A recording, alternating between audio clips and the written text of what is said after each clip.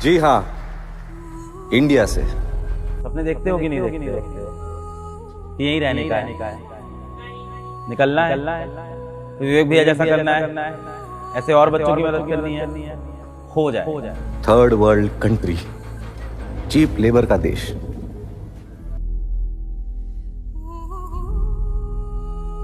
कि दुनिया तभी बदल सकती है या तो गांधी जैसा जन समर्थन हो या अंबानी जैसा पैसा हो। उसने कहा था, मैं शेर हूं, तुम चूहे हो।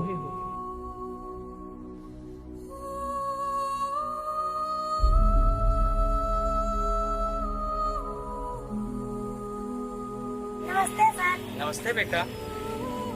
मैं तुमसे तेज चिल्लाऊंगा। नमस्ते बच्चों। भैया यहाँ पर 13 साल की उम्र में लड़कियां भाग जाती है, 14-15 साल की उम्र में 2 बच्चों की मां बन जाती है, और फिर ये अभियान चलना शुरू हुआ। प्रयागराज के कीटगंज जगह पे, जहाँ पे एक स्लम एरिया है, और विवेक जी यहाँ पे बहुत सारे गरीब बच्चों को, इस समय लगभग 650 गरीब बच्चों को यहाँ पे मुफ्त में शिक्षा देते हैं। इनकी जो संस्था है उसका नाम है एक पहल शिक्षा समिति। सन 2014 से ये काम कर रहे हैं। ये आए थे इलाहाबाद में यूनिवर्सिटी प्रोफेसर बनने, पर ईश्वर ने इनकी किस्मत में कुछ और लिखा था और न जाने कितने बच्चों का इन्हें भला करना था। लगभग सन 2020-21 में मेरी इनसे मुलाकात हुई, और इनके इस नेक काम में हमने कहा कि हम भी जो सहयोग कर सके हम भी करें। ये आज कुछ बोलते हैं, शाम तक इनको, आपके द्वारा इतने पैसे हैं उन लोगों के पास, शाम तक इनका सारी आवश्यकताएं पूरी हो जाती है। आज हम विवेक जी से इनकी ज़िंदगी के बारे में जानेंगे, इन बच्चों की ज़िंदगी के बारे में जानेंगे, स्लम के बारे में जानेंगे, स्लम के हालातों के बारे में जानेंगे। मैं ये कहूँगा कि जो बच्चे कॉम्पिटिटिव एग्ज़ाम की तैयारी कर रहे हैं और कहीं ना कहीं IIT ना निकलने से, नीट ना निकलने से दुखी हो जाते हैं, वो ये वीडियो आज ज़रूर देखें। विवेक जी, सबसे पहले तो आपको क्या दूँ, मतलब बधाई दें सर, आपको क्या दें? मतलब आप यहाँ पे आए हैं इन बच्चों के बीच में, ये बच्चे पूछते हैं कि आपने कभी अलग सर को देखा है, तो आप आए हैं तो इनको बहुत खुशी हो रही है। आज सुबह तक किसी को विश्वास नहीं था कि आप यहाँ आ रहे हैं इन बच्चों के बीच में, तो मैं आपको बधाई देता हूँ, हार्दिक स्वागत एवं अभिनंदन करता हूँ मैं आपका यहाँ पे कि आप इन बच्चों के लिए यहाँ आए। नहीं देखा है भाई, हम लोग तो मिले भी हैं, मिलते भी हैं। प्रयागराज कैसे आना हुआ? प्रयागराज प्रोफेसर बनने आए थे और कोई पढ़ाने लिखाने वाला था नहीं, तो सोचा था कि चलूँगा। और माता जी जो थी, जब उनका डेथ हुआ था तो उनकी सपना था कि मैं पढ़ लिख कर आगे बढ़ूँ। SDG हॉस्टल में रहता था मैं, और जब मैं वहाँ से निकलता था मॉर्निंग वॉक पे कंपनी गार्डन के भीतर, तो वहाँ बच्चे पैसा मांगते हुए दिखते थे। जब लौट के आता था, ब्रश करता था, तो वो बच्चियाँ हॉस्टल में कुछ कूड़ा बीनते हुए आ जाती थी। और जब फिर चाय वाय पीने जाता था कहीं दुकान पर, तो वहाँ बच्चा मेस कर रहा है, वो चाय लेके चला आ रहा है।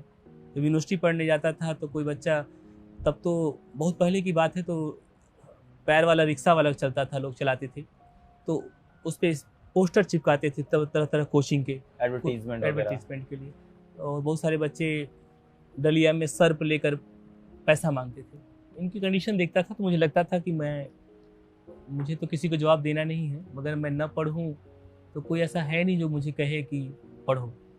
तो मुझे किसी के लिए जीना नहीं था, तो इन्हीं के लिए जीना था। तो हमने सोचा कि चलो एक दीपक बुझना ही है, तो जला के ही सबको बुझे। 2014 से आपने इन लोगों को पढ़ाना शुरू किया? हाँ, 2014। कहाँ पे पढ़ाते थे तब? शुरू में जब MSc फर्स्ट सेमेस्टर में क्लास शुरू किया था, तो अपने दोस्तों के साथ कंपनी गार्डन में, चंद्रशेखर आजाद पार्क में, उसी खुले में जाके पढ़ाते थे। तो पढ़ाई से समय कैसे निकालते थे पढ़ाने के लिए तब? 2014 में जब शुरू किया, बच्चों को पढ़ाने लगा, वहाँ से छूटता था, पर संडे चलती थी। 6 दिन पढ़ते थे, एक दिन सब बच्चों को पढ़ाने के लिए कंपनी गार्डन में इकट्ठा होते थे। ये तो पढ़ना भी नहीं चाहते होंगे बच्चे? पढ़ना भी नहीं चाहते थे, और दूसरा ये है ना, समाज में बहुत सारे लोग आते हैं पढ़ाने, चले जाते हैं, आते हैं चले जाते हैं, आते हैं चले जाते हैं। तो बच्चे भी, कुछ बच्चे क्या है, बच्चे को कुछ खाने पीने हो जाए तो भाग के चले जाए बस, लेकिन पढ़ने के लिए बुलाओ तो फिर भाग जाते थे। फिर क्या हुआ उसके बाद?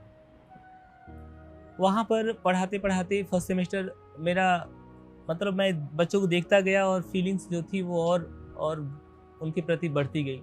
और फिर मैं इनके बारे में सोचने लगा, कुछ लिखने लगा इनके बारे में, और पढ़ाने के लिए डेज बढ़ाने लगा।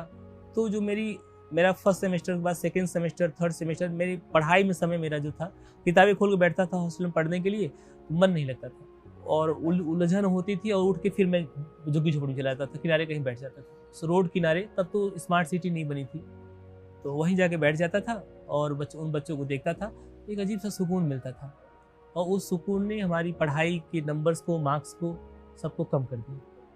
और अंत में एक दिन आया कि मुझे तय करना था, या तो MSc चुन लो या तो इन बच्चों को चुन लो, लेकिन पढ़ाई छोड़ दिया था, नहीं पढ़ा था, मन ही नहीं करता था पढ़ने का। फिर क्या हुआ? एक ड्रम पापा ने मना कर दिया पढ़ाने को, 1 ड्रम गेहूँ 1 ड्रम चावल रखा था, उसको बेच दिया, 2000 रुपये इकट्ठा हुए, उसको लेकर बैग लेकर मैं इलाहाबाद भाग आया।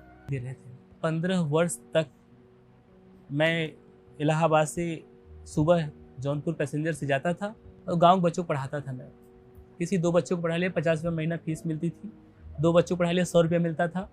अब उसके घर अगर भैंस लग रही है, जो मैं इलाहाबाद आ गया था तो गाय अपनी बुआ के यहाँ दे दिया, तो भैंस लग रही है उसके यहाँ अगर, तो वो 1 पाव दूध भिजवा देती थी। उसी शिक्षक शौक से नहीं बने थे, मजबूरी में बने थे। कोई रास्ता नहीं था हमारा कोई, हमें तो मालूम ही नहीं था कि क्या जीवन होता है, क्या फ्यूचर होता है। शौक में कुछ नहीं मालूम, शौक क्या होता है मैं जानता ही नहीं। मुझे कक्षा 10 तक 4-5 महीने में 1 रुपया कभी मिलता था। सबने कहा कि आपसे MSc नहीं निकलेगी, एंट्रेंस नहीं निकलेगा, लेकिन मैथ ही पढ़ाता था। फर्स्ट अटेम्प्ट में यूनिवर्सिटी ऑफ इलाहाबाद से मैथ, स्टैट्स और मैथ्स में दोनों में फर्स्ट अटेम्प्ट में मेरा क्वालिफाई हो गया। फर्स्ट काउंसलिंग मुझे बुलाया गया था। घर था नहीं, 15 साल से पापा आ चुके थे।